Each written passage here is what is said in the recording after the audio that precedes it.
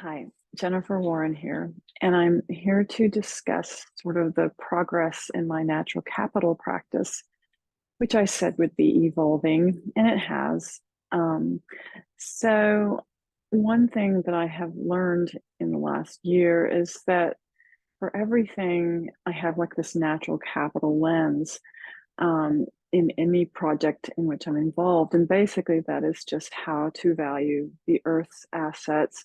And in other words, how to preserve and conserve them while at the same time helping society and the stakeholders involved in a specific initiative, that it fulfills their needs and whatever the market's needs are at the time. I am still developing my 10,000 acre ranch in the Panhandle with a family, trying to develop revenue streams which can support the legacy of the four generations past and the ones in the future. So far, we've run through many developers in solar and other renewables, and as well in digital infrastructure developers. And we're sort of, prioritizing various initiatives.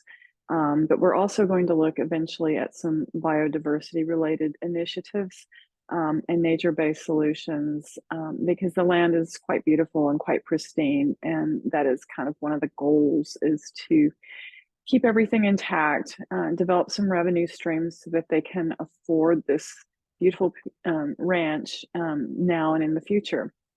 Also, this year, I've participated in roughly four conferences.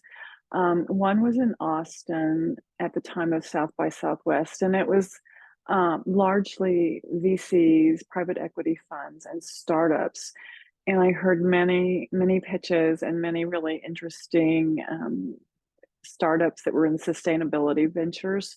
I was also at CERAWeek in Houston, and I met many of the players, many oil and gas players and carbon capture, that sort of thing. And then I was also at the Richmond Fed, and I have some videos about that, and I sort of learned of the perspectives of the fifth and sixth district of the Fed as compared to the Dallas Fed and the Houston conference that I also attended.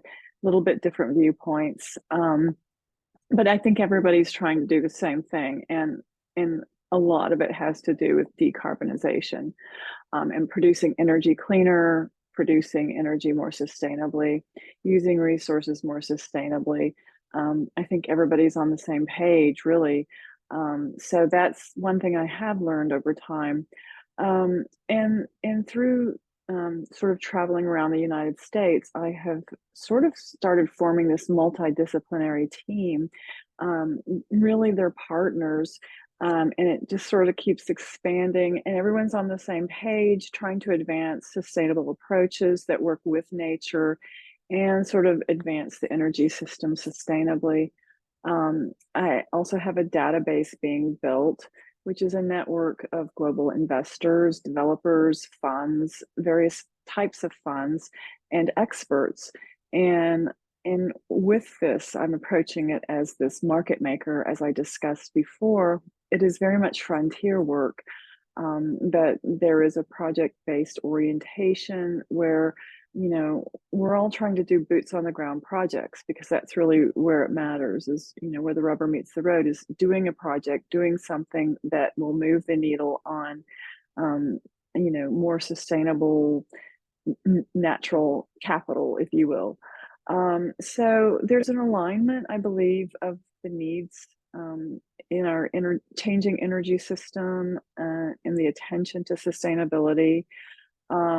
Incumbents know they need new approaches, and we see this reflected in some of the announcements of some of the large super majors and that sort of thing.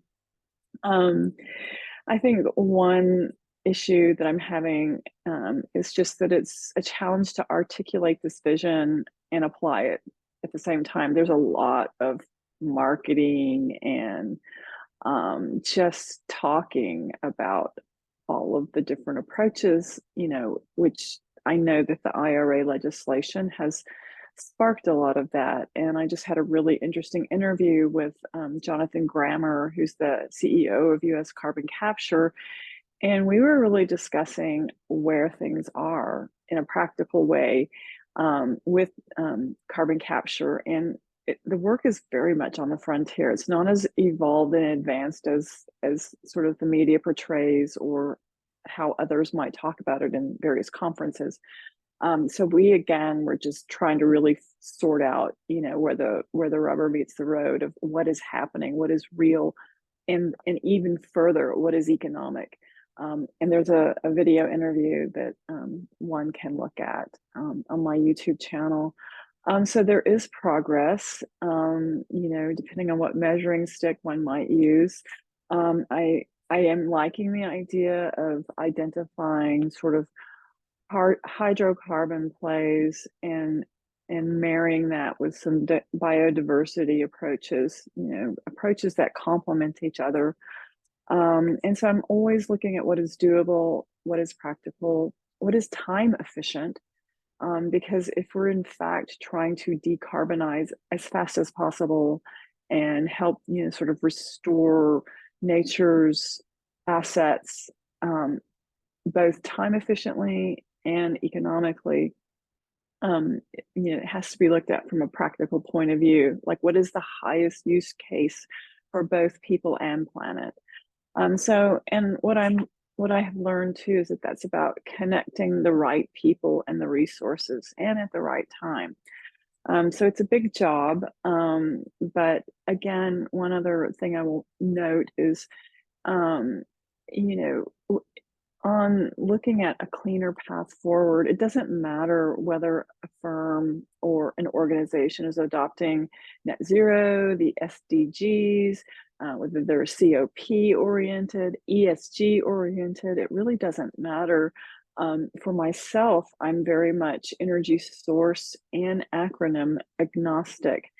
Again, just trying to look at things practically and in a really sensible, common sense approach. And the natural capital lens for me is really the one that makes the most sense. And I'm pleased with the progress to date. I'm pleased with the receptivity of people and all of the people I've met that want to partner in doing projects with me in the future. Thank you for your time, and I'm sure this will keep evolving.